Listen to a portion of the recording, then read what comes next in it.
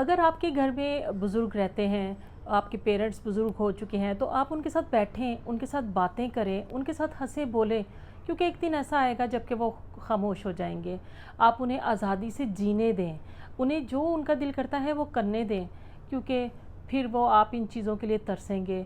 उन्हें किसी के सामने टोके नहीं, उन्हें डांटे नहीं। अगर वो अपनी बात बार बार दोहराते हैं तो आप उन्हें गौर से सुने, उन्हें दिलचस्पी से सुने, उन्हें लगे कि आप उनकी केयर कर रहे हैं, आप उनको सुन रहे हैं, आप उनके प्यारे हैं। क्योंकि एक दिन ऐसा आएगा जब आप इन सब चीज़ों को याद करके रोएंगे।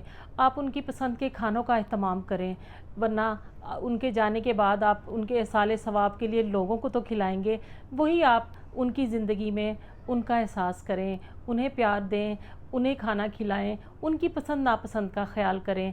तो ये उनके लिए बहुत अच्छी बात है और आपके लिए बहुत ज़्यादा सवाब है।